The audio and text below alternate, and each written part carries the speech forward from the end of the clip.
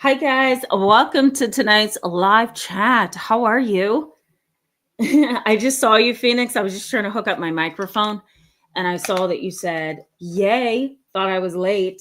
It's good to see you guys.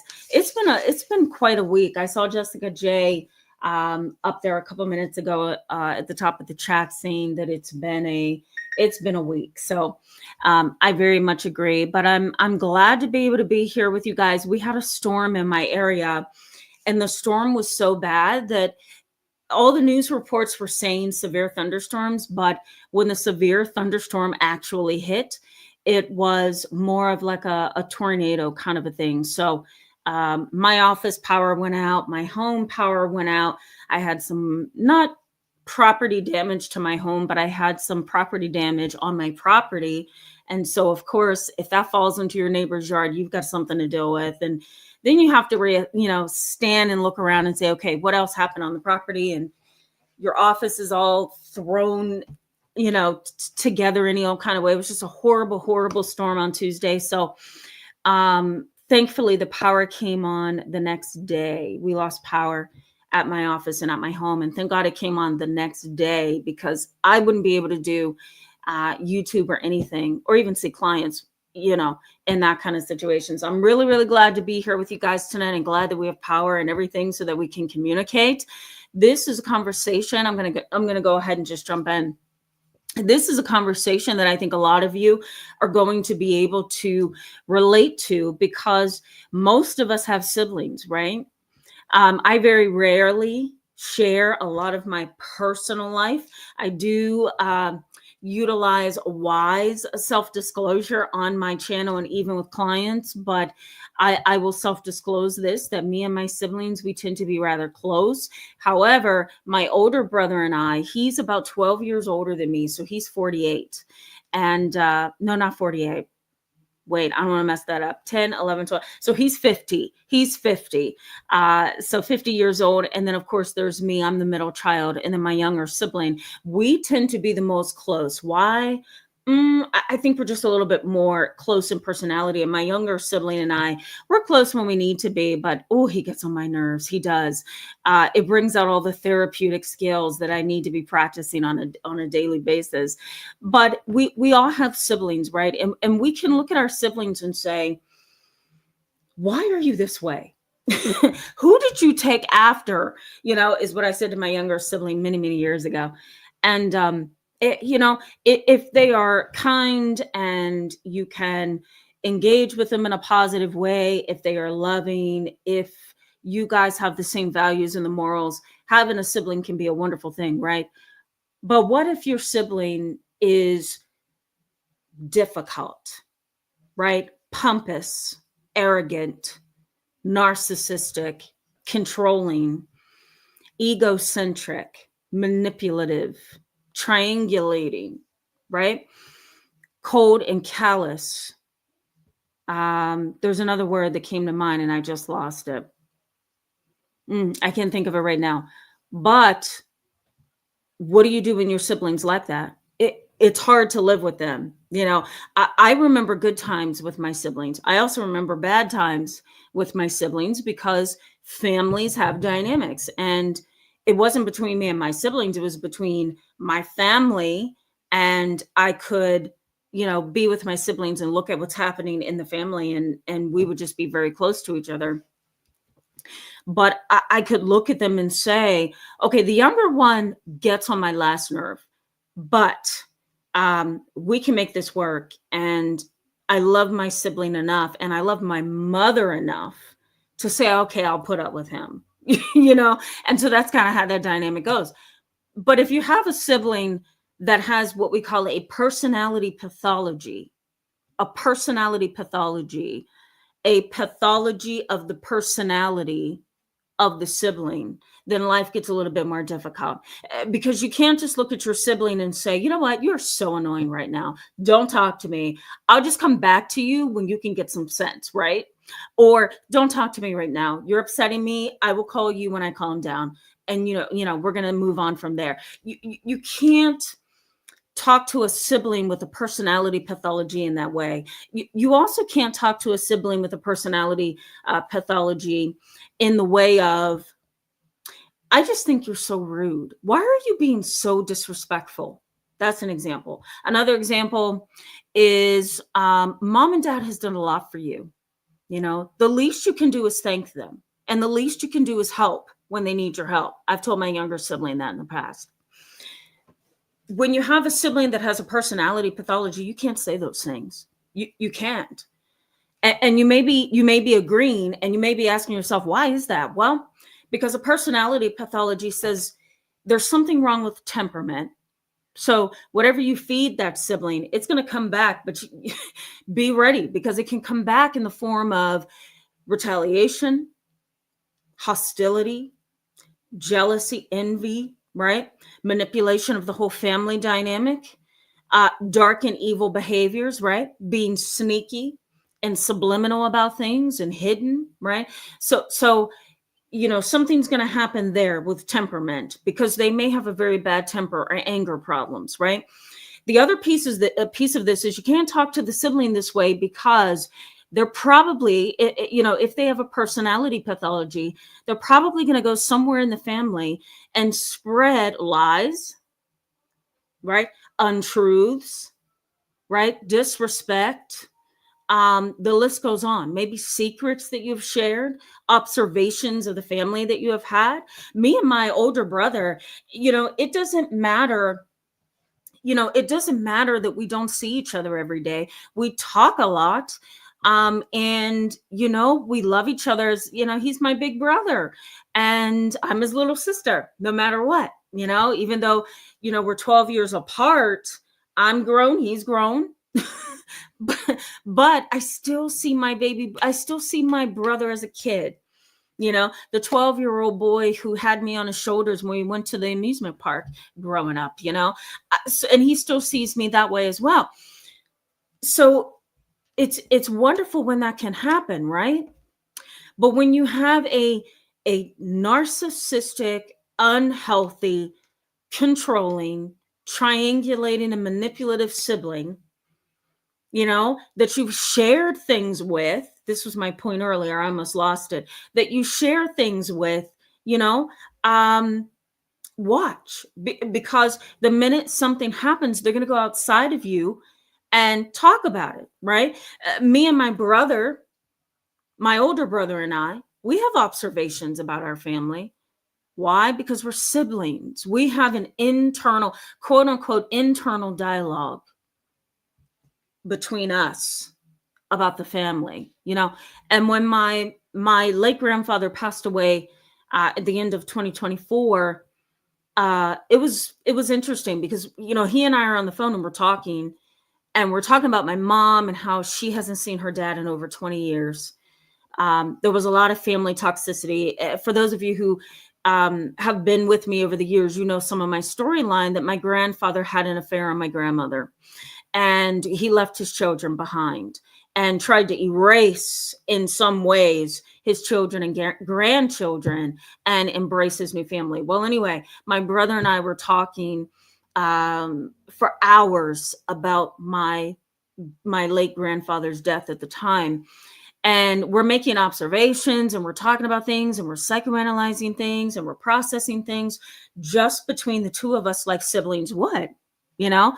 And I trust, and he obviously trusts, that we're not going to share those internal dialogues with the external family. I don't care who cousin so-so is. I don't care who aunt so-so is or Uncle BB. That dialogue is between me and my brother, and I can trust that that's where it stays. And he has been faithful in that. And so it continues, thankfully, to be that way. But when you have a careless, complex sibling that has a personality pathology, that internal dialogue between the two of you may or may not exist. Now, you may feel in the moment it exists, but when you guys have some kind of spat or you don't get along, it's probably going to get out in the family, you know? So you can't have that kind of dialogue with a personality pathology. You also can't have a relationship with a sibling who is arrogant, and believes that they are better than you and better than everybody else in the family. That inflated sense of self makes them hard to get along with, makes them hard to have a conversation with. And to top it all off, we can't forget in this conversation tonight, the parent, right? Because in some dynamics, and you guys are going to be the star of the conversation tonight, because a lot of you have dealt with this. So you've shared, and you've had consultations with me, and the list goes on. We've talked about these things. The arrogant, pompous sibling could have learned that arrogant, pompous, temperamental disposition from mom or dad or both. So there you are in a family dynamic where it's you and your sibling, mom and dad. Mom has her edge of narcissism. Dad has his edge of narcissism. And guess what? So does the sibling. And you're standing there trying to figure out, how did I get this kind of family, right? How did I get this kind of sibling? How did I get this kind of parent? It can make you feel trapped and pushed up against a wall. And I have provided psychotherapy off and on through the past 16 years of my career to families in this dynamic. And it's so hard. It's so hard because it's one child in that dynamic that seems to have developed in a well-rounded way. And yet the sister or the brother is unstable, or the brother and the sister and the father is unstable, or, let's say both parents are unstable plus your sibling. And it kind of puts you in a position where it feels like a family coalition. That's a word I'm throwing out there, family coalition. A family coalition is you've got a group of family members over here who have kind of band together either against you, right? Or they've band together on a cause that doesn't include you. And so there you are standing there as one person trying to figure out what's going on. And the family coalition has started and it's being fostered. The closer your family who's holding that family coalition gets.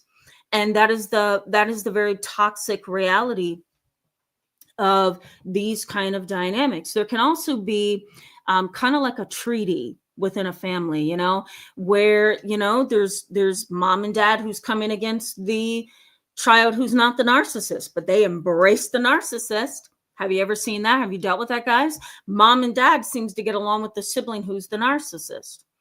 Mom and dad have kind of band together and held the hand of your sibling who is very manipulative, maybe very criminal, maybe very disrespectful, very manipulative. And why is this happening? Well, research suggests there could be one of two reasons. One could be the parents are very similar to that sibling and they're supporting themselves, right? Through a pattern of projection. They're supporting themselves in a sense by supporting that unhealthy, narcissistic, manipulative sibling. So that's one piece of that. Research also suggests that not only can that happen, but you may have a case or a scenario where they tend to click better than you do with your parents because they are very similar to them. And those are scary realities, right? It's bad enough to have one parent that's a narcissist or unhealthy, or very devoid of a parental edge or responsibility, right? Or a heart that is for the child that they've brought into this world. It's hard enough having a parent that doesn't have that, or does have that, and doesn't have that nurturing side of them. But it gets worse when you have two parents like that. And it gets even worse when you have a sibling like that, right? And it's a scary reality. I used to counsel, and I no longer do because it drains the life out of me in private practice. But before I went into private practice, I used to counsel families where dad was a problem, mom was a problem, and then there's a child in the middle. And there's a lot of child protective services involved. There's a lot of child protective services that focuses on neglect and basic needs not being met. I used to work with them in cases, child abuse, adoption and foster care. Those realms are so draining to professionals, but That is the realm where you're going to see a lot of personality disorders. You're going to see a lot of poverty. You're going to see a lot of lower socioeconomic status families. You're going to see a lot of kiddos who are not going to school dressed appropriately, or they're not having their mental health needs fostered in the way that it should be, or treated, I should say. You're also going to find a lot of domestic violence there, a lot of family violence, a lot of cruelty to animals and to younger children, infants. That is a very difficult realm to work in. But when I did work in that area, I remember stumbling upon families where dad was a clear sociopath. How? Because he was in the criminal justice system for many years, had a child with various other women, okay, and refused to marry or commit to the woman that he was with, which is the mother in the family, the situation that I had, or the case that I had. Dad would also engage in burglaries and robberies and theft, and the list just went on. He had a charge for child sexual abuse, and it was just a lot of chaos with dad. So dad was a clear sociopath. Okay, nice person, but that's not enough. A nice person doesn't sexually assault. So there was a lot going on at the core of that situation with dad. So dad was a sociopath. Mom had a lot of narcissistic tendencies. She was more of a vulnerable narcissist. So she didn't walk around thinking that she was wonderful. She wasn't the grandiose type. She came across as very humble, but where she got her narcissistic high is, she felt that she was attractive, that her tears would attract attention. She liked to tell her story in quotation marks and hold up all your time. She was the kind of person who flaunted and attempted to attract multiple different men to her and didn't have any guilt about it. And this is what involved me in the case, was that she left her children, 3 of them, unattended in their bedroom for hours while she went out and celebrated her birthday with a friend. And so, the house was on its own. The children were left alone. It was just a horrible situation. And so in that dynamic was a lot of chaos. Mom narcissistic, dad's a sociopath, right? And the older sibling, I believe, was also a sociopath, but he had escaped and gone out and got his own apartment and was with some other boys that he was selling marijuana with to pay for his rent. So that is the dynamic sometimes of a family where there's a child that's a narcissist and both of the parents are problematic, where things get hard for you. And I see you guys chatting it up, so I'm definitely going to get to the chat box. So bear with me. But where things get hard for you is you may not be anything like those 2 parents and that sibling. So there you are trying to either grow up and get out, right? So you can escape, or you stay there until somewhere your life takes you down a different road. And maybe you're still dealing with it. You're just not in the same household. Maybe it's just still happening within your family dynamic, but you're standing on the outside looking in. And it's almost like you don't have an identity within your family because the family itself is narcissistic and arrogant and unstable.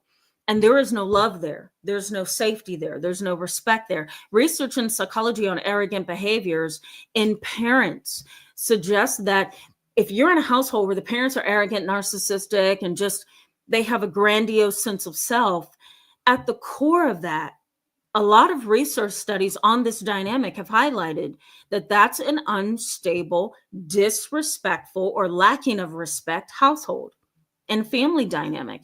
And so there's going to be little respect of your needs, your heart, your mind, right? Your safety. They don't care. Mom and dad are problematic, and so is the sibling. And that's a really difficult thing to deal with. Now, let me also say briefly here about the parent who's a narcissist or very arrogant. We have to consider that if you're dealing with an arrogant, narcissistic mother or father, they have a bruised ego that they're trying to cloak most of the time. And that bruised ego could be the result of you telling them something about themselves. It could be the result of, them not getting the job they just knew they were going to get. That bruised ego could be the result of a therapist telling them that they're wrong. I've had that in the past. And the parent has walked out of session like, you know what, I'm never coming back. And okay, maybe I fell there. I don't know. Or maybe I didn't fail. Maybe that's why you're not coming back, because you don't want to deal with what's really at the core. I don't know. But I've had over the years parents who are just like, I can't do this session. I don't want to hear this anymore, because I'm telling them, you come across as very inflated. And that is not going to help this child who is suffering, So, that bruised ego, the narcissistic parent really tries to keep cloaked as much as they can. They try to cover it, right? And sometimes that arrogant attitude is projected onto other people. And sometimes as well, it becomes a narcissistic injury if you do something that they feel that you have done wrong to them. So let me give you a brief example.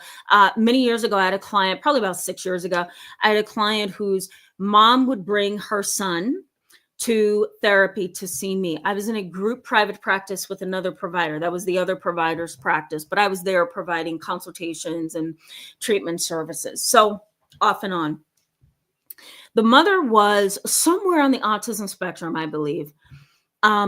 Just by my clinical experience of working with kids who have autism, she kind of struck me as an individual who had an autism spectrum disorder. So her social awareness was a little bit darkened, if you will, for lack of a clinical term, or it was really difficult for her to manage. So social cues were rough. Boundaries were not that clear for her. And she didn't realize that her disposition in life came across as, I'm better than everybody. So she would bring her son to therapy. She would bring board games to the therapy room. She would bring card games to the therapy waiting room. She would bring food with her kids all the time. And that was against the practice policy of that therapist practice. Okay. But she would do any and everything that was wrong and then smile and say, see you next week, like nothing ever happened. And the scary part was I ended up having to address her in the waiting room, because what she did wrong was she brought a whole smorgasbord full of treats and snacks and food for her kids. And it was literally like a platter almost. It was like a little box, and she put different things in there. And she opened it up in the waiting room, sat it on the waiting room table. Okay. And her kids were going in and out of this box. And the box entailed bag of chips, cheese twisters, Oreo cookies, Huggies. Like they had I'm telling you, a whole box of things. Okay. And she was in the waiting room, and there are other kids and patients in the waiting room waiting on some of the other providers of the practice. It's so rude to come to a place where there's mental health need, there's emotional need, there's grief and loss, there's privacy policies, there's confidentiality, there's a lot of pain, anger, there's a lot of emotions and things going on in a business like that. And the practice was a small practice, okay? And she comes in with this big box full of treats for her kids. And her kids are walking around and eating. They're making noise. They're talking too loud. And I had to bring her to the back, and I had to address her about it. And I said, you know what? I always like seeing you and your kids in the waiting room. They're so cute. And, they're so polite. But I'm going to have to ask you next time, please do not bring any more food here, because it's making a statement. And all the other parents and kids in the waiting room, they're not going to have access to this like your kids do in you. I don't mind you bringing a snack. I don't mind you bringing, McDonald's. But to bring a box of treats and you're not able to offer it to anybody else in the waiting room, that's not okay. So please don't do it again. And she says to me, that was a firm boundary I set. And so she says to me, oh, excuse me, I won't do it again then. I says, thank you. I appreciate you. I don't mean any harm. I just want everybody to be okay in the waiting room. She says, oh, sure, absolutely. For the next several sessions, I got attitude. I got an arrogant disposition. I just had all kind of rude things, being said in the waiting room, throwing hints, rolling eyes, just like totally different demeanor, And so part of this is the parent who is arrogant. I'm going to go to the chat box in just a little bit. part of the parent that's arrogant, a little bit of the autism spectrum symptoms and behaviors, right? Because social cues were very poor. But just the arrogance and the haughtiness and the bruised ego, all of that created a disaster because most parents who are narcissistic and arrogant, they don't want to be told what's wrong. Okay. They are very resistant, some of them, very resistant to correction. Sometimes their arrogant attitude gets even bigger when you put a boundary in place, right?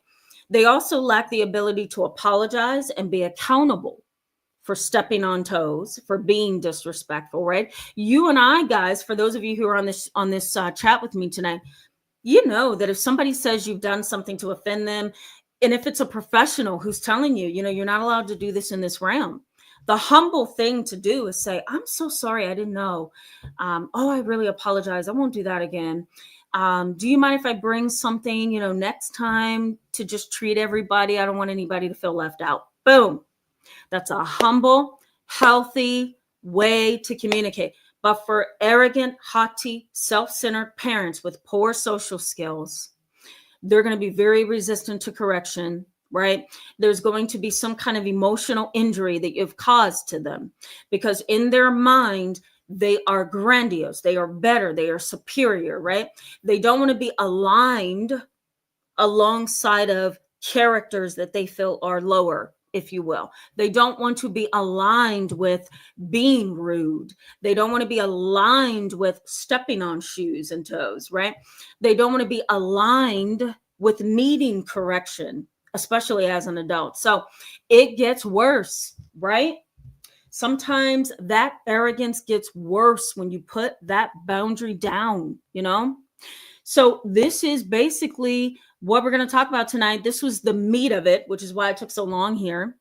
And then I'm going to give you some common issues that you are likely to see in both the arrogant parent and the sibling.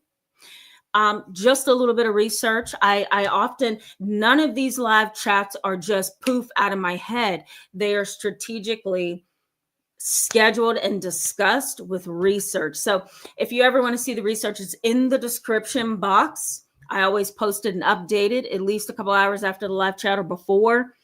But I'm going to give you just a little bit of research and then the impact, because there's an impact on you. You have a parent who's arrogant. You have a sibling who's arrogant. There's an impact on you. So we're going to get there. We're going to get there.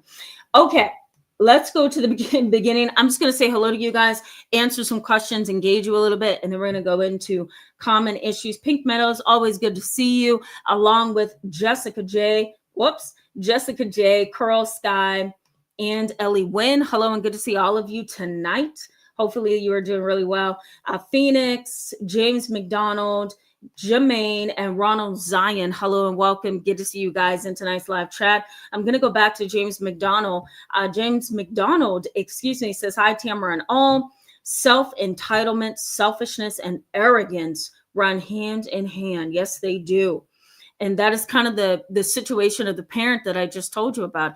If I give you a nice, firm, you are not allowed to do this. This is inappropriate.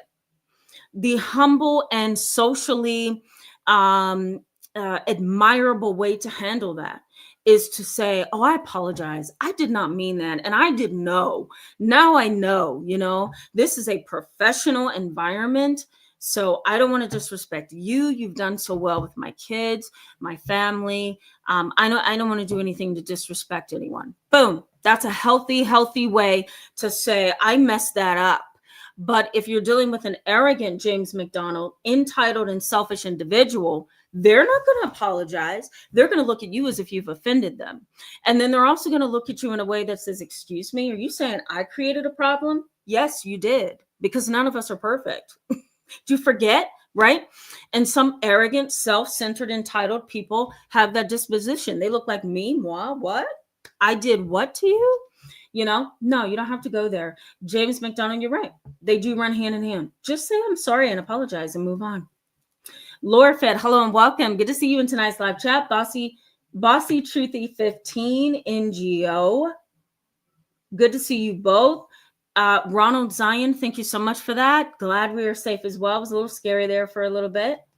Have you ever been in a hurricane, a tornado, or a severe storm where the power goes out, the trees are literally snapping in half, okay? Which was happening in my location everywhere. And you're trying to get to safety and there's absolutely nowhere to go. I was actually coming from work to go home. And then my mom, I called her and there was absolutely no phone signal because the power had went out. And every way I tried to get home was blocked. And I'm good when it comes to travel. I'm really good, not in an arrogant way. This is a humble statement I'm making here. I am good when it comes to directions. I'm good when it comes to travel. I'm good when it comes to figuring out intuitively where I am. And so I know a lot of different back roads and the list goes on. I'll even go down a dirt road and find my way home. But the storm, Ronald Zion, had all the trees just collapsing and down power lines. And I literally slammed on the brakes, almost went over power lines, okay, because I didn't see them. It was a little dark out. And I literally slammed on the brakes.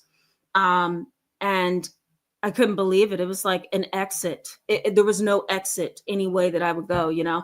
So imagine that. I think I may have had about 12 panic attacks that day. So it was horrible. It was just horrible. So thank you so much for that, Ronald Zion.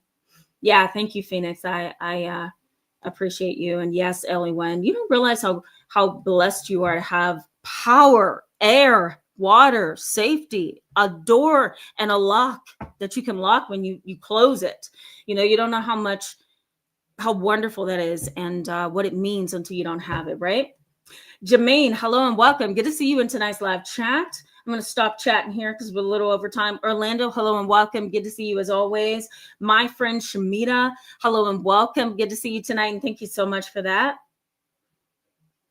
She said, my friend Shamita says, having the power go out makes my mind freeze momentarily. You know, my mom goes through that, but you know what happens to me? I go into survival mode. It's a natural thing. I'm trying to figure out where my lanterns are. Where's my 8-hour candles that I spent a fortune on? And where's the backup generator? You know, how do I back my car into the driveway? You know, I'm just thinking all kind of ways, guys. You know, I get you, Shmina. Something's wrong with the both of us. Eclo Jitto 99, hello and welcome. Good to see you and glad you're excited. Good to see you. Silent Walk, good to see you and you're welcome. Thanks for coming tonight. James McDonald says, yes, families can bring the worst out of us. Yeah, if they are toxic. Yep. Okay, just going through. Jessica J says, it's great to have siblings that aren't evil. My brother is a dark soul. Yeah, absolutely. And I'm sorry to hear that. It is, right? Yeah, my siblings and I, we get along well. Not always the case. You know, we have our ups and downs. And I think because we're all older, you know, it makes it easier for us to click. But younger years were a little rocky, but now that we're all older, you know, and we have real life happening to us, it's humbled us to a place where we say, you know what, it's so good to see you. You know, I'm so glad to see you, kind of a thing. My mother's brother, however, you know, she often feels like they are very detached. They're not very healthy as they should be. So I get it from both angles, you know, I totally understand. Fairy Girl, hello and welcome. Good to see you in tonight's live chat. Clandestine Girl 16, hello. So good you're excited for this. I didn't know how you guys would be about this. Yeah, so I'm glad. Fairy Girl, I'm going to put you up here just for a second so people can see you. I love your comments. I do. I go through and sometimes you have me just cracking up when I'm scrolling. I see your comments. You're awesome. I can work things out. Breezy, if you change your name one more time, oh my God. I'm like, wait a minute. Wasn't it just trying to figure things out? I love you though. It's just, you catch me off guard. It's good to see you. Good to see you. Bo, hello and welcome. Good to see you. Bo says, I'm a male middle child with 2 sisters. I love them, but they just don't understand me or men in general. It's still rough to this day, especially when my older sister tried being mom. Oh yeah, that's rough. Yeah. Okay, I'm sorry. I'm looking at something Orlando said. Yes, Bo, let me just go back to you for a second because I often try to tell older sisters, or at least sisters, it's natural for us to want to protect, right? Even my brother, who's 11 to 12 years older than me, when my mom was in the hospital and she had her stroke back in February, he was trying to get a work excuse. And I felt so bad for him because nobody was giving him the answers. And so, I hugged and kissed my mom. I says, Mom, I'll be back in the morning to see you. And I didn't want to leave. They had to kick me out of there, turn the lights off on me to make me leave. But I finally left, and I'm driving home and I'm thinking of my older brother, and I'm thinking, he's a big boy. Okay. He's 50 years old. Why do you want to get involved? Because I'm a female and I'm his sister, and I have this natural need to take care of him. And I got up the next day, called the hospital, asked for the doctor on staff. I said, could you please give my brother, and listed his name, a work excuse for this day and this day. He missed work, and boom, there it was right in my email. I printed it out, gave it to my brother. I was so happy. And it's like this internal, I took care of my big brother, So Bo, maybe that was kind of the disposition, the mindset that she had. However, I often encourage female siblings, and I have to remind myself of this every single day, just step back. Because when you try to take that position of mom, or you look like you're trying too hard to be a protective mother type, then you lose that sibling relationship that should be a healthy sibling relationship. And sometimes once you go over that, you step too far into the realm of being a surrogate mother. It's really hard to bring things back to just being a sibling. So I totally get it. Orlando, this is hilarious. I'm sorry. Oh boy, I'm sorry, Orlando. Hopefully some things will be said tonight that'll be supportive. I love it. I love the humor there. Annie Walker, hello. Good to see you. Welcome to tonight's live chat. I'm so happy to see you. I haven't seen you in a while. Give it a think. Hello and welcome. Good to see you as well. Bear with me. We're going to jump back into the content in just a second. I just want to make sure I have some of you already welcome. Sun and Sunflowers, hello. Good to see you as well. Welcome to tonight's live chat.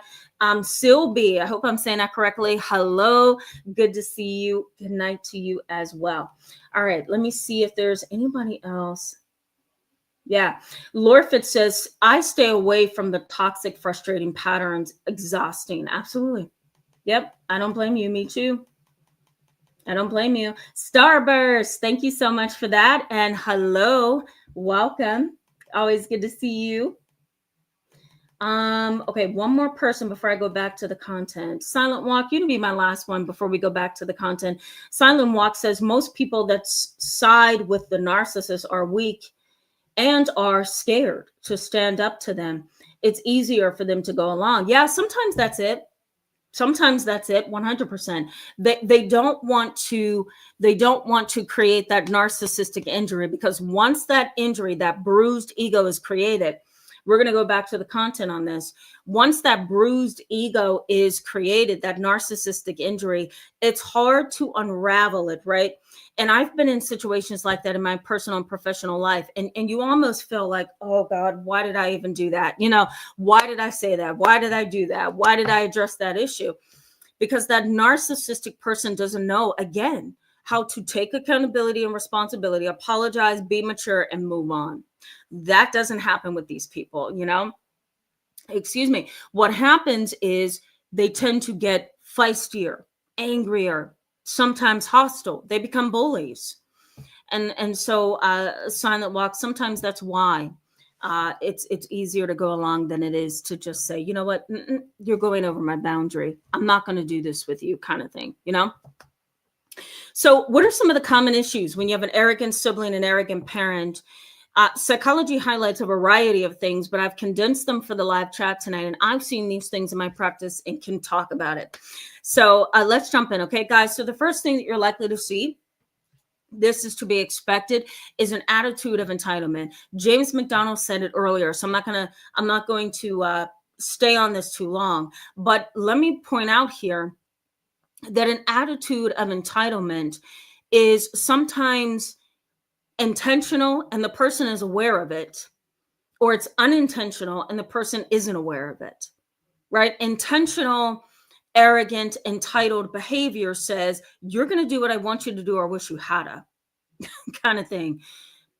Unintentional entitlement and arrogance is, I'm just going to step on everybody.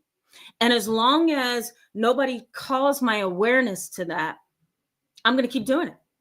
because me, myself, and we don't have the ability to identify when we're wrong. And so as long as nobody stops me, I'm going to continue my attitude of entitlement, right? And that's why sometimes if you do stop them, you put up a boundary, right? Or like I had to do, you tell them none of this behavior in the waiting room. That's inappropriate. Once you tell them that, right?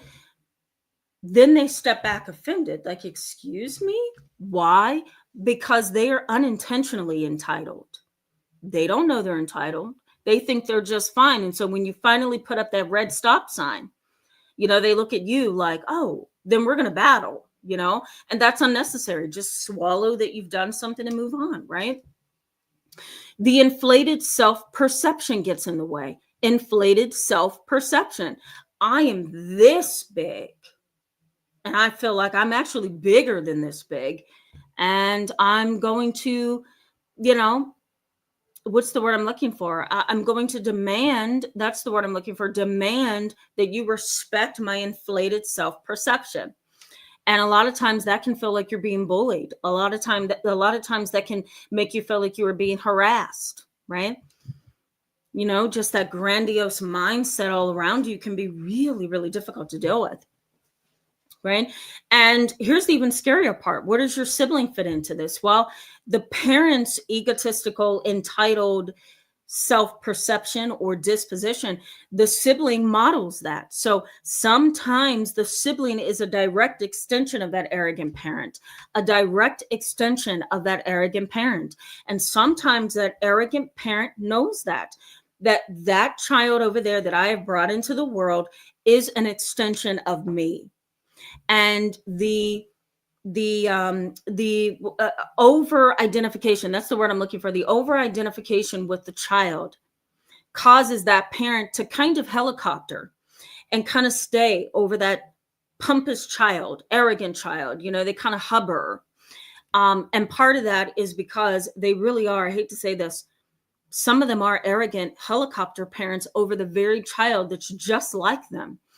And so that creates a double whammy for other siblings, right? For you who are standing and watching this dynamic, So the other piece of this is overprotection in the sense of, this is my temperamental child. This is my type of personality. This is my type of child that looks like me. This is my gender. So I'm gonna hover over this child because they are so like me. So then what happens? Well, the child begins to take on that arrogant parent's mindset, disposition, behaviors, attitudes, and sometimes even symptoms, because they are under that parent, unhealthy parent, learning things, observing how they communicate with the world and other people. And that's a bad thing. That's a bad thing. Think about it. That's a bad thing. Think about it. It's your sibling who is learning these ugly, entitled, insensitive ways from the parent who needs help. And the parent, of course, doesn't believe that they need help because they have a grandiose self-perception. There's also kind of this attitude, and psychology highlights this a lot when it comes to discussing narcissistic parents, that they tend to have this attitude of protection over the child. I don't want the child to know that they have a mental health problem. I don't want the child that I have brought into this world to know that they have problems socially. I don't want the child that I brought into this world to know that they are rude sometimes. I don't want the child that I've brought into this world to even see that other people don't like them. That kind of protection is sometimes natural, right? Because parents want to protect.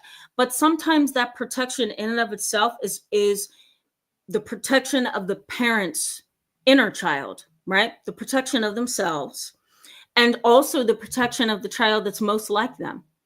That is a tragedy, because if the parent is self-centered, egotistical, entitled, and arrogant, and the parent is kind of like this with the child, like, you're all mine. I don't want you to pay attention to what the world thinks of you. That is not always a good thing, because then the child who's very arrogant, the sibling, or the adult child, I should also say, can't grow or learn from their mistakes, their attitudes, their behaviors, because That arrogant parent with the problem is cloaking and covering up and protecting the child who is very much like them. And that is a very, very bad thing. Share it with me in the description box, not description box, I'm sorry guys, the comment section of the chat box, if you've been in this dynamic. It's a horrible dynamic. There's also egocentrism that happens in these kind of dynamics, right? The dad or the mother is egocentric. Everything is about them. Everything is about what concerns them, right? And then you also have the child or adult child who is also egocentric. And so you've got 3 people in your family or in your space who are egocentric, and it's hard to have a connection with them. Most times we can go to our siblings and talk about the negative things mom and dad are doing. You can go to your sibling and say, I think mom or dad is suffering from dementia, right? That's the normal flow of things. But with a situation where there's 2 parents who are rude and entitled and antagonistic, and you've got a sibling like that, you can't have that relationship with your sibling, because it's not going to be a healthy one. You're going to always be the one on the outside looking in. The parent and the sibling also has very poor social skills. Very poor social cues as well is often at the core of this. They may also have something that I have titled instrumental superiority, that I'm going to use my superior behavior, attitude, in situations where I need to get by. I'm going to utilize my arrogance to get me from here to there. I'm going to utilize my arrogance to make me appear bigger than I really am, to appear dominant, to appear in control, to appear as if I am at this particular level in life, even though I know that I'm no better than anybody else. And I shouldn't kind of, what's the word I'm looking for? I shouldn't push myself so high up that I'm unrelatable, that I'm hard to get through to, that my mind doesn't process things because I think I'm so great. Or I have that strong constitution, that I'm the only wonderful person in the world, right? So instrumental superiority, it makes sense to me that I'm going to use my superiority to get me from here to there. So it's actually weaponized. It's a weapon, and I'm using it in my world. Let me also say that some research in psychology suggests that these kind of personality types, these individuals with personality pathologies, they also have a hard time with the word no. You say no to them. You say no, maybe another time. I said no. Or you set a boundary with them and you say, this has crossed my line. That is when you are going to see who they are at the core. That's when you're going to be able to see that your sibling and your parent or your parents have a problem that is similar. Nobody is better than the other. Nobody seems to be the level-headed one. All of your sibling and your parents, I'll put it that way, tend to be very, very unhealthy. There's also some research on emotionally immature and detached parents that suggests that if the parent is detached, if the parent is insecure, if the parent is immature, that is a recipe. That is a recipe for parental arrogance. And parental arrogance is when a parent believes that any and everything they do is right. They're never wrong. That they have the best way to parent. That they have all the skills they need. That nobody should correct them on their children. That their children are angels, right? It's a parental arrogance. And some people wear it like you wear a coat. They put that parental arrogance on and they say, I'm doing everything right. How dare you tell me that I'm wrong, And so that disposition is an ugly one. But research does suggest that if they are, immature, if they are entitled, if they have a deep-seated need for validation, and, if they feel like they are wonderful and great and everybody should get to know them, and they are also emotionally immature and detached, that is a recipe for parental arrogance. That's just the mentality, and that's the rut that they kind of sink into. And lastly, in this character, before I go back to the chat box, is the reality that if you have a very arrogant, narcissistic kind of a sibling, keep in mind that this is often the sign that the family dynamic is unhealthy.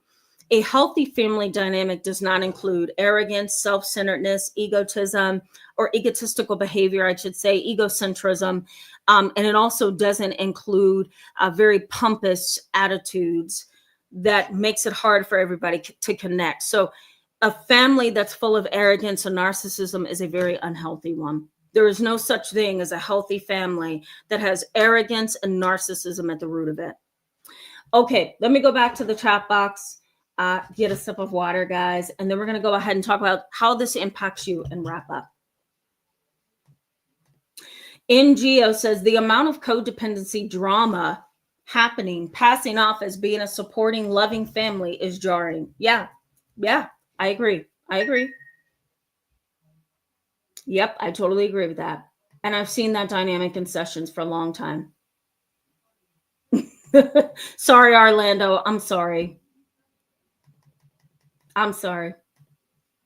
I can work things out, says Tamara. I know this is kind of off topic, but I was wondering if even after the YouTube session, if at some point you can give me resources for finding low-income housing as soon as possible. I was informed. Okay, yeah, absolutely. Yep. If you, Breezy, you sent me an email once before, and I literally get over 100 and so emails a day, so forgive me. But if you send me your email, just send me an email, then I will be happy to send you resources for sure. Absolutely. Bo says being misunderstood is painful, so that's why I stopped trying. Everything is a joke to them. Yeah, absolutely. Yep. I don't blame you. I'm sorry you had to go through that, Bo. I totally understand you, though. Jessica J says, I've had to hang up on my evil brother due to him cursing me out and wishing me dead. Yeah, hang up on him. You know? You guys are probably like, this is the most unhealthy therapist I've ever seen. No, hang up on him. Here's why I'm telling you that. If you hang up on somebody, that's a clear, I don't like it, okay? Because consider if somebody hung up on you, right? You know, and I think about that for myself and I say, okay, never mind, you know, but at the same time, sometimes ending the phone call prematurely, I'll put it that way. Sometimes doing that is a very nice way of saying, you've crossed my line of tolerance, and you're not hearing me, you're not listening, you're not making me feel heard, you're not respecting me. So I'm going to end this call. And you can call me back in rage, but I'm not going to talk to you until you calm down and can talk to me. And so Jessica J, you know, sometimes it has to be, and, you know, maybe sometimes hanging up is okay. And I don't blame you for doing that, you know, as long as it's not a constant thing, Jessica J. Susan Spicer, hello and welcome. Good to see you in tonight's live chat. Says I'm 54 and 7 weeks, no contact with most of my family. Yeah, I totally understand. I hate to be the supporter of, I hate to be the supporter of going no contact or even going low contact with your family, but I like to support the truth and I like to support reality. And I'm just throwing this out here. If going no contact is what needs to happen to help you navigate life better with a clear state of mind, then you have to go no contact. You know, some people can't take a lot of fighting. Some people can't take repetitive arguments. Some people can't take constant family drama. They have to find an exit out. I'm out of this. Okay. And if I want to continue to live and breathe, right, then I have to walk out of this family dynamic until it gets healthier and until it changes. And so sometimes that's what has to be. And I see you. I totally understand that. Ronk Station, hello and welcome to the channel. Good to see you. Says I'm dealing with that. Yeah, absolutely. Fairy Girl, I just put your comment up there so people can see what you're saying and doing.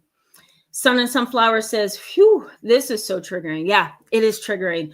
I keep saying this and I need to stick to what I'm saying, but life has just been so busy for me. I need to put a disclaimer at the beginning of my comment section or chat box or something so that you guys will know that there's a lot of things that's going to trigger you, you know? Jermaine says, this is like church for me right now. That's great. That is so good to hear. Good. Good. Okay. Momtude, oceans of blessings to you as well. Good to see you. Thank you for your support. I love always seeing those hearts. CBs, hello and welcome. Good to see you. Says, made it. I've been missing these live chats lately. Thanks, Tamara, and hello to everyone. Yeah, you're welcome. And you have. It's always good to see you. Wrong Station says, there is no escaping these people. I have learned their choices will at some point bounce back and hinder you substantially. Yeah, sometimes it does. Yeah. Yeah. Agree. Totally agree. I agree. I'm glad you said that. Phoenix says, would the things this lady was doing be considered being passive aggressive? Yes. If I'm thinking about the same lady that you're talking about, yes, absolutely. 100%. Passive aggressive behavior, Phoenix, is so frustrating, right? Because under the surface, there's something else going on. And that person is just really being silly by showing other behaviors at the surface. It's kind of despicable sometimes, the passive aggressive behavior. Soha, hello and welcome to the channel. Good to see you. Okay, bear with me. Oh yeah, Silent Walk is talking about the woman in the waiting room. I believe, is that who you're talking about? You said junk food. No wonder they were messed up. Oh, that's so true. That's so true. Because that's all she would bring for her kids would be junk food. Yeah. And the kid of hers that I was seeing had a mood disorder, and the other one was soon to follow. So yeah, I agree. Ellie Wynn says, cried every day for over 10 years because of the impact of what my sibs did to me. Oh, that's so awful. That's so awful. I'm sorry, Ellie Wynn. Sometimes in a small way, those tears are a reflection of the truth that we know deep down. It's almost like our heart is trying to catch up to what the mind knows. And maybe for you, that was what was happening. I use that with my clients all the time, especially the ones who's dealing with grief and loss, that your heart often takes a little bit longer than your mind to arrive at a conclusion. Your mind can arrive at a conclusion the very first day you find out something is wrong, but your heart is what kind of keeps things going, right? And your heart is often slow to catch up. So maybe in some ways, Ellie, when your heart was grappling with all the things that your mind knew, and it was just so hard for you to deal with, including just the pain of the whole thing. I wonder if that was part of that for you. Bossy Truthy 15 says she thought this is a picnic. Yeah, she thought it was a picnic. Oh yeah. She thought she was cute too. And that was the problem. It was like, it's me, my cute kids, and we're going to bring our food, and we don't care about anybody else in the waiting room, So it's a shame, when you have to correct an adult. I don't like doing it. I'm not your mother. I'm not a god to you.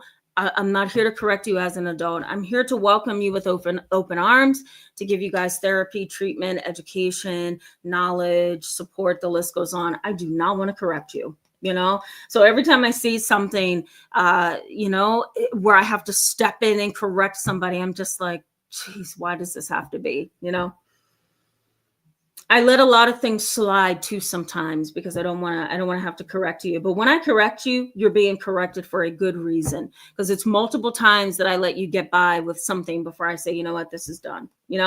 My friend Shamita says, if you bring a treat for one kid, you have to bring one for all the kids. Equals. We learned that in kindergarten. That parent was so disrespectful. I agree. Thank you, my friend Shamita. Very disrespectful. Very much so. Okay. Bo says, family isn't always first, and family first families, they will use it against you, sadly. I just pray for them as my grandmother taught me. Yeah, sometimes that's all you can do. That's all you can do, Bo. A seat at the King's Table with Tanisha. Hello and welcome. Good to see you in tonight's live chat. A seat at the King's Table with Tanisha is unbelievable to eat like that in therapy. Very true. I'm so glad you guys are able to pick up on that and see that. If those of you who are nowhere near the situation can peek through the window and see that that's an unstable situation there, that says a lot about the mother's capacity to understand her rude behavior. There was a lot of entitlement there, a lot of sense of self and egotistical disposition there. And that's what was getting in the way, So I'm glad you guys can kind of see that. NGO says the so-called sibling and their kids had a secret meeting about me behind my back on whether they on whether they and so-called parents should let me go because I'm getting ready to move out. Yeah, yeah. hmm Makes make this make sense.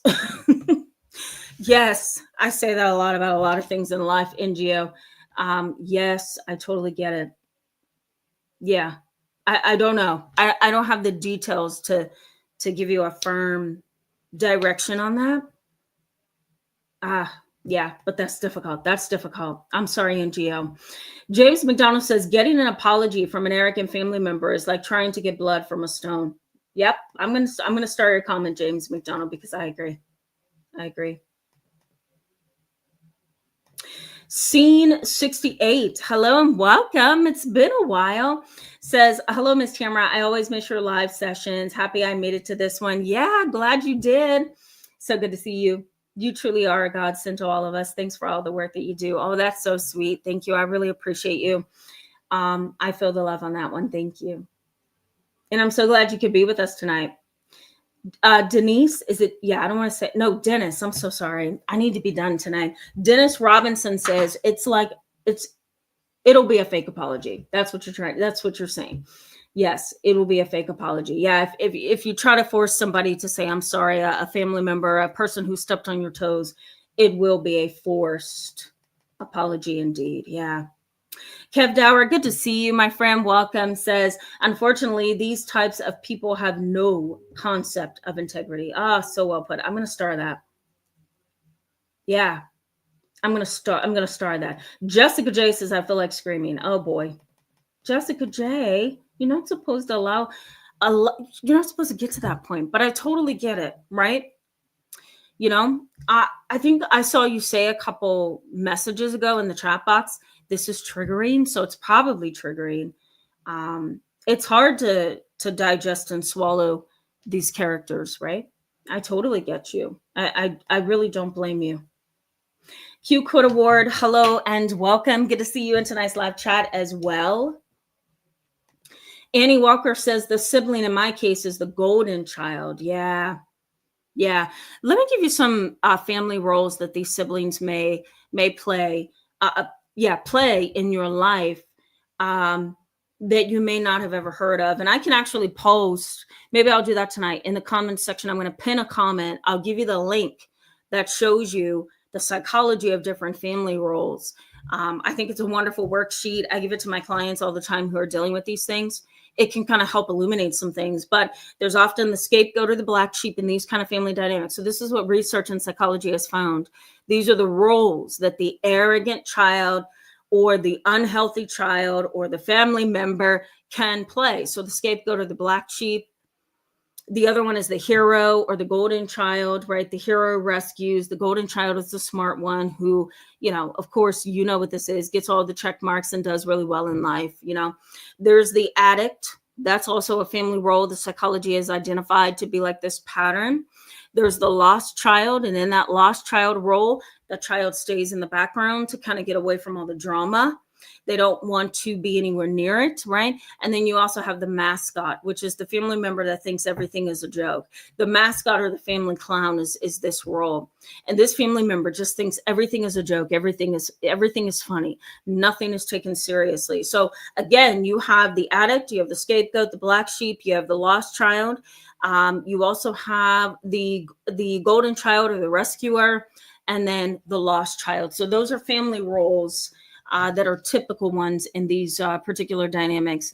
Let me know if you want that PDF. It's an awesome visual with explanations on each family role. That may be helpful to you. So let me know. Give It a Think says that lady sounds vindictive, not an autistic trait, but antisocial personality disorder and NPD. Yep. And sometimes BPD. Yes. Yeah. You put I'm going to put it this way, because I can't think of what I'm trying to say here. You hit the nail on the head. I need to go. I need a break. It's been a very long day. You hit the nail on the head. Give it a think. I was questioning the autism spectrum traits as well.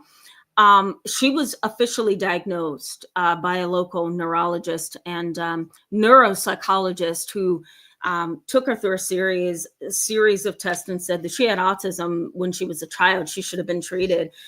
She had a lot of what's the word I'm looking for? She didn't have a lot of awareness of self, and so her autism spectrum disorder was more of a social issue than anything else. That's what was complex. But if I had to diagnose her as antisocial, I would definitely do that. And yes, she had some borderline personality traits: impulsive, emotional, vindictive. The list just goes on. So you hit the nail on the head. I'm going to start your comment. Give it a think. Jabane, thank you so much for the love. I really appreciate you for that. Dragon Man Sasson, hello, my friend. I haven't seen you in a while. And then Bravo 101, hello. So glad you could catch me tonight as well. Good to see you. Good to see you both. Donna Lee, hello and welcome. Good to see you. Yeah, an adult who's a child. Thank you for saying that. I very much agree to that. Yep.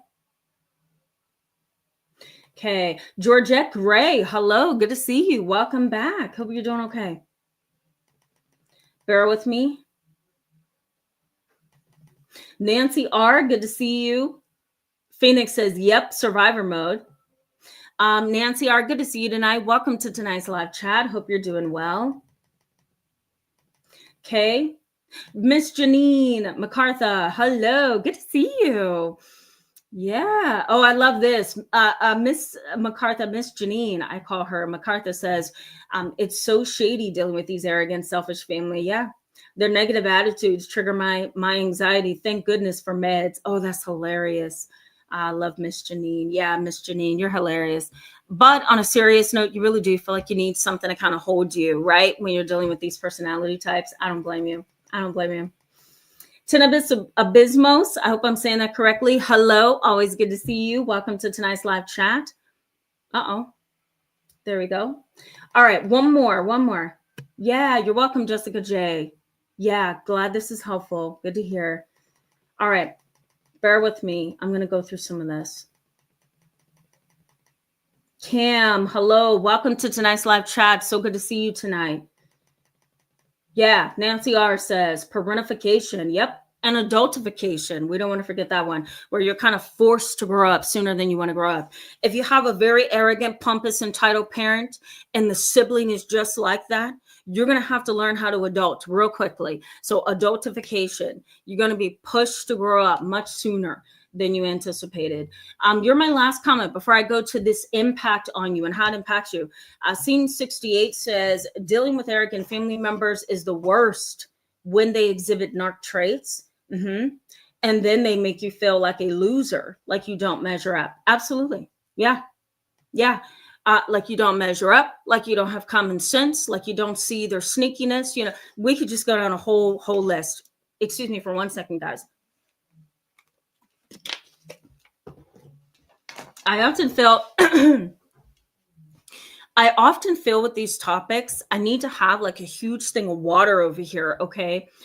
Because not only are these topics stressful, but I'm doing a lot of talking, you know. Thank you though for your patience. Okay. What's this impact on you? Well, you can become the victim of what we call conditioned codependency. Conditioned codependency. A lot of you are probably like, what? Where's my ink pen? Because when I saw this in literature, because I looked it up, and I'm looking, I'm like, there has to be a word that I can use for this. And I was looking at some of the research on narcissistic parents and how they parent their children, and helicopter parents and how similar they are to narcissistic parents. And I saw the word conditioned dependency. And here's what happens. You have an arrogant parent who's very narcissistic and self-centered.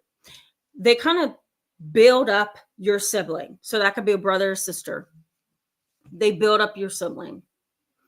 Your sibling then becomes codependent on the parent for praise, for confidence, for self-esteem, for feeling important, right? Hey, dad, look what I can do, kind of a disposition. Or, hey, mom, look what I can do. Look how wonderful I look today, kind of thing, right? And if that arrogant, self-centered, entitled parent says, here's all the praise, here's all the encouragement, here's all the wonderful things you are, right?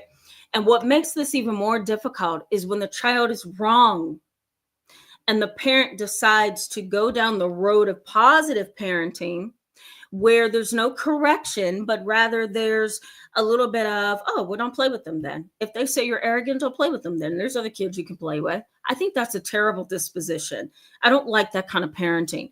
It says, no matter what, I'm going to move you here and move you there. If you're the rude, entitled kid or the rude, entitled sibling, I'm not going to tell you, because I'm just going to gently tell you, we'll go over here and play with them instead. We'll go over there and get on that basketball team where there's nicer kids, right? Rather than holding your kid accountable that, yeah, you are arrogant and you need social skills, you need help being a better sibling. So let's say that this is happening, right? Your sibling over time needs mom and dad who are arrogant, or whoever, could be either parent, to give them the self-esteem that they don't naturally have. So they become codependent. It's a conditioned codependency. So here's where you become a victim of that. The sibling is dependent upon the parent for praise, self-esteem, self-efficacy, high self-esteem, the list goes on. There you are on the other side of that, getting hit with mom or dad's arrogance plus your sibling. Excuse me. Excuse me. Dry spot alert. Excuse me, guys. So you have, in a situation like that, both the parent and the sibling, that dry spot is stubborn. It's going to be really difficult for you to get outside of that dynamic. Excuse me. Because you've got two people in your family who is in your space. And so you become a victim of conditioned codependency, and that can be really ugly because, excuse me, because you're going to be on the outskirts looking in, wondering where's your position, right? Wondering why you're not as loved, why you are not as praised, why you are not as supported. It's that child who is. And they've developed this, excuse me, they've developed this conditioned codependency. And this is just the dynamic. And it's an unhealthy one. The other thing is you're most likely going to look for years, and it's going to turn into years and years of external support. Years and years of external support. You can't find that support inside that dysfunctional family, where you're definitely going to find it on the outside. And sometimes that can lead to growing up too fast, getting into the wrong relationships, just making all the wrong decisions too soon in life because you're looking to fill that empty place that your sibling and your dad just could not feel, You may also have this sense of internalized self-criticism. You're just going to internalize your own negative thoughts about you, right? Because having an arrogant mother, an arrogant father, an arrogant sibling, they can make you feel like you don't have something. Like somehow the genes jumped over you and went to them, and they are the blessed ones. And if that is the case, and you have been under this for so many years, you begin to internalize all of your self-criticism, all of your negative self-talk, and that can really be difficult to live with. You may also have poor boundaries over time. You may not know that your boundaries are, porous or just kind of overly flexible, or rigid and very firm. You should have a healthy boundary, which is in the middle of both of those things.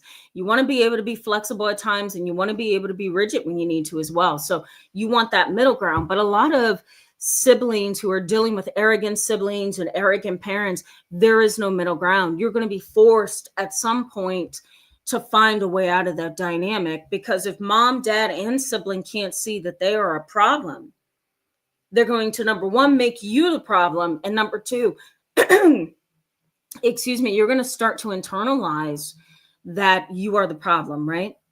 And it's going to be hard to have healthy boundaries. So that's something to kind of explore within yourself. Do I have healthy boundaries with these arrogant family members of mine? And if not, why? What am I getting, or what's happening within me that's making it hard to have healthy boundaries?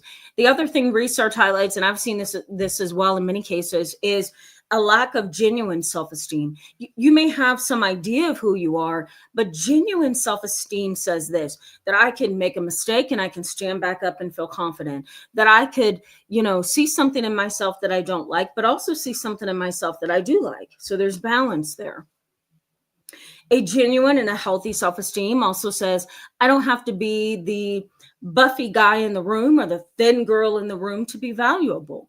I could be the total opposite of that and be very valuable, So you may lack that genuine self-esteem. You may also struggle with kind of wanting this way out, which can lead you to go no contact or low contact. And there are stages to this. I'm not going to mention the stages because it's going to be too long for us tonight. It's going to keep us on here for way too long, but there are stages to going no contact and stages to going low contact. And you may find yourself in every stage. There's 2 stages, though, that's most important for tonight's conversation. And that is the stage, which is number 1, where you're kind of pondering why you would want to stay in contact and communication with someone who doesn't respect who you are. And the other stage is setting things in motion to actually go no contact, but not really having any clear-cut, concrete information on how to do so. Excuse me. So you may feel like that's where you are. You have the mind to want to escape, but you don't really have all the things that you need right now to escape. So you're kind of stuck there, right?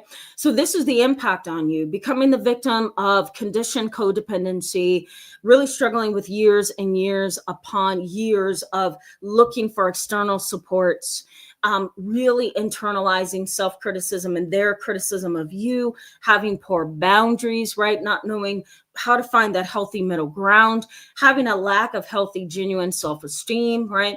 And really not knowing what to do when it comes to going no contact or low contact. This is scratching the surface, guys, but this is basically the idea. Excuse me.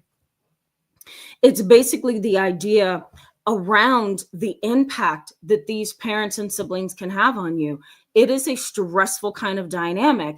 If I failed to mention this earlier, let me mention it now. Then I'm going to go back to the chat box and we'll wrap up. Cultural conditioning.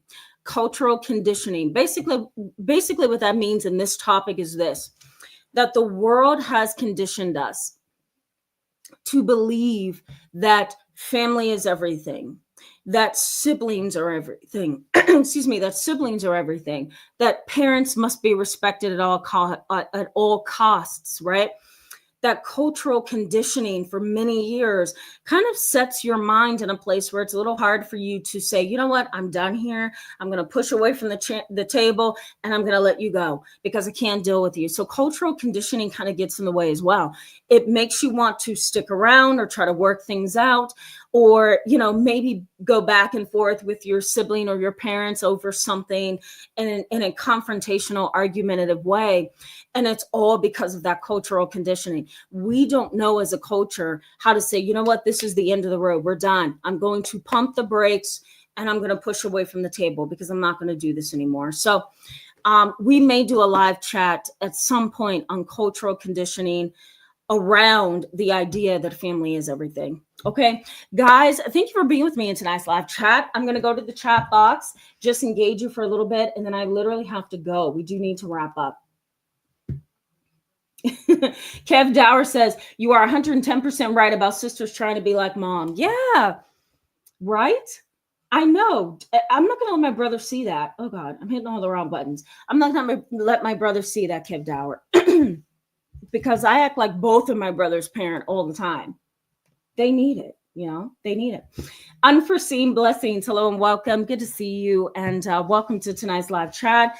Unforeseen blessings says, I love your content. Can you please talk about parentification? Yeah, thank you so much. I have actually. So I will post that in the description box or in the comments section for you. So hang tight. I probably will bring it up at some other point this year because you can never talk about everything in one live chat when it comes to parentification. That's how big it is. Spiky Potato, hello and welcome. Good to see you in tonight's live chat. Excuse me. Spiky Potato says, how about an older sister that knows mom is abusive? Yeah, and leaves her little sister to share a room with mom. So the older sis can have her own room and peace, while the younger gets trauma bonded with mom. Oh, well, yeah. Yeah, that's a hard one. I don't know what to say about that one, Spiky Potato. That is an unhealthy dynamic, though. I that's not an okay dynamic, especially if mom isn't healthy, because they're kind of creating a codependency, most likely. I'm sorry to hear that. Lorefit says, Happy Mental Health Awareness Month. Yes, thank you for pointing that out. May is Mental Health Awareness Month. It is also Child Mental Health Awareness Month. So thank you for pointing that out. I appreciate you.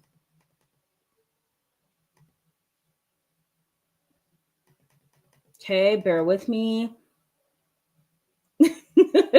Oh, wow. So let me add this up here. I can work things out, member for 4 months. That's amazing. Thank you so much for that.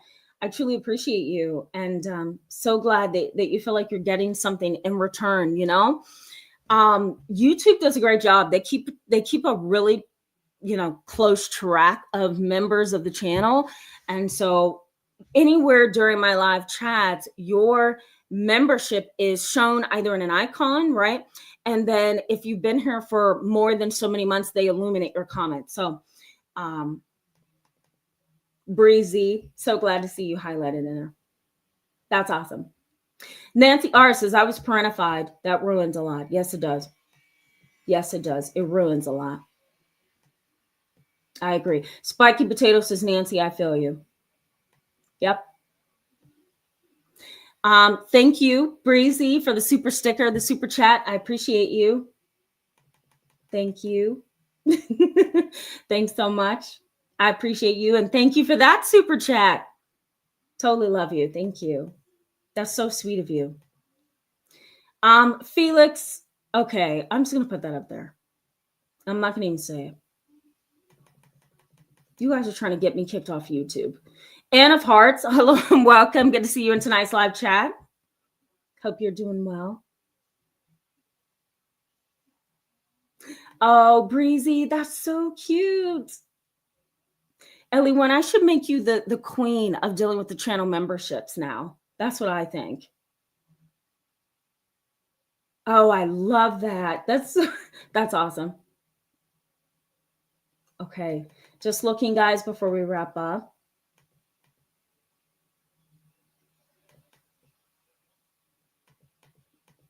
Bear with me. I'm just looking. I don't want to repeat, excuse me, things that I've already highlighted. Here we go. CB says, in my family, everyone seemed to favor the younger children, the baby. The youngest always got away with more and never seemed to get in trouble. Yeah, absolutely. Some people feel like, oh, well, you're jealous. And no, that's not the case. Sometimes it's the truth, right? That the younger sibling, the younger family member gets away with more. It is what it is, right? And in most cases. The Good Glow, hello and welcome. Good to see you in tonight's live chat. Says, my brother is his mother's child. He was the golden child. Yeah, absolutely. Oh, yeah. Nancy R says, parents who can't parent and make you do it when you don't even understand what that means. Yeah. It does totally change your childhood and then in adulthood. Yeah, I'm estranged. Absolutely, it does. Oh, yeah. Oh, yes. I agree.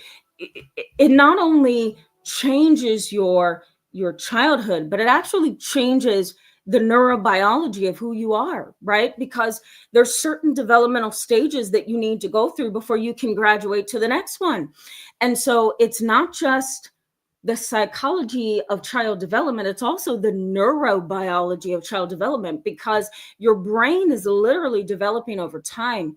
And if we talk about parentification sometime soon, I can show you the neurology of a developing brain, right? This is what it looks like at 2 years old. This is what it looks like at 4 years old. Here's what we think it's doing at 10 years old. Here's really what we think it's doing at 26 years old when it's fully developed. And it is no longer just half of the brain, right? So the neurobiology of this is, where are we, Nancy? The neurobiology of this is, if you're parentified, or there's parentification or adultification happening, you're being forced to grow faster than even your brain is allowing you to.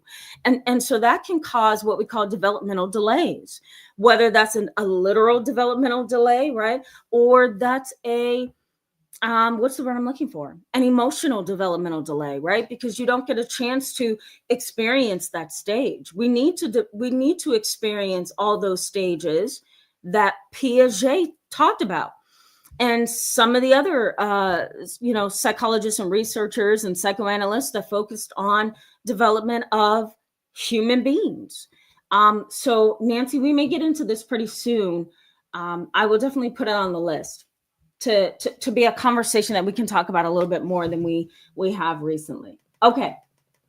All right, guys, before I sign off, before we say goodnight, Breezy, thank you for gifting someone with a membership. I appreciate you for that. You were so sweet when it comes to the memberships. Thank you so much for that. I'm grateful to you. That's so kind. Lily Lane, hello and welcome. Good to see you. We're going to sign off here in just a second. Lily Lane says, my narcissistic parents like to keep us dependent on them, even to the point of some siblings being dysfunctional adults. Yeah. When I decided to go to counseling, I was ashamed and shut out of the family. Yeah. Oof. Was it a possibility that you were shut out of the family just because you were going to therapy, that somebody else was kind of helping you identify the family dynamic? I just wonder if that was a part of that too. Because sometimes if I take on a case where the family is very narcissistic and unhealthy, and I'm talking to that client and I'm helping to build them up and give them knowledge and make them feel stronger, and they step out and say something to their family about it, that family will then try to pull that family out of my practice or out of the treatment, because they don't like the fact that there's somebody on the outside giving them a different perspective, Orlando says, I'm the oldest. It's been over 3 years since I spoke with my brothers. Yeah, that's painful. So sorry, Orlando. Annie Welker, I'm going to put this up here. She says, thank you so very much for the membership at Breezy. That's so very sweet, isn't it? Yeah. James McDonald says, no is a complete sentence. That's a good one. That's a good one. Francophile Patine, hello, my friend. Welcome. Good to see you. Says, what's up, Tamara? So true about the arrogant parent being attached to the arrogant child. This sadly makes a never-ending soccer match. It does. You versus them. Worse in cultures where elders always looked up to, isn't it? Let's start out there. Native American community, right? Hispanic community, African American community. I'm trying to think of another community. I can't think of any other communities where the grandparents are just like highly in what's the word? Highly engrossed in the family. I can't think of any other cultures that has that dynamic. I do know the Hispanic cultures like that. I grew up with a Puerto Rican friend, and my Lord, her grandma was her mother. Okay. Sometimes I didn't know if I was asking to come over to play, if I was talking to the mother or the grandmother, because they were both in the home like this, and they were like equals, and dad was in there too. So the Hispanic culture, the Native American culture, we definitely look up, especially the Apache and the Cherokee tribes. We do look up to our grandparents. The African American culture, we also look up to our elders. So it is what it is, right? But it becomes very toxic in the end. Jeremy Robinson, hello, it's good to see you in tonight's live chat. Welcome. Okay, I just put your comment up there just so everybody can see it. My friend Shamita says, I love this topic. So good to hear that. Wonderful. All right, guys. For those of you, okay, I'm going to say hello to you. Bravo one-on-one. I think I said hello earlier. The question is, does parental arrogance also translate into victim mentality? Sometimes it does. Yes.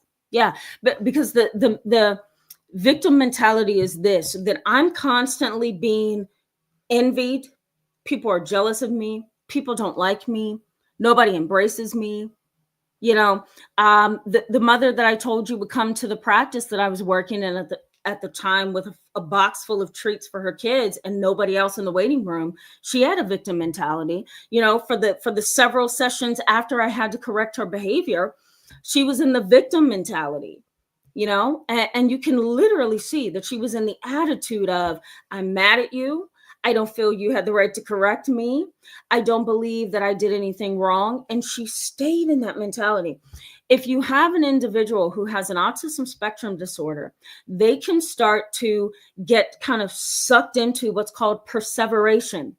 And I believe that this mother that I shared with you, I believe that she was getting sucked into perseveration. Perseveration is like rumination. Perseveration for somebody on the spectrum is you kind of get stuck in your own mind and you think about the same thing over and over and over and over. And it almost rises to the level of an obsession. And so that can be really hard for people on the spectrum because they can't just say, you know what, forget it.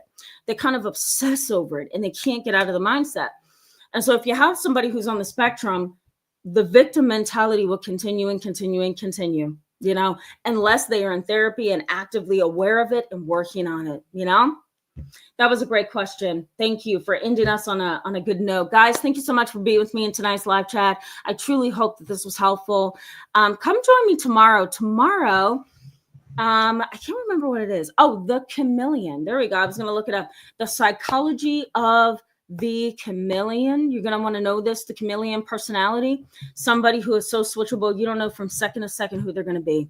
So that is tomorrow's live chat. So come join me then.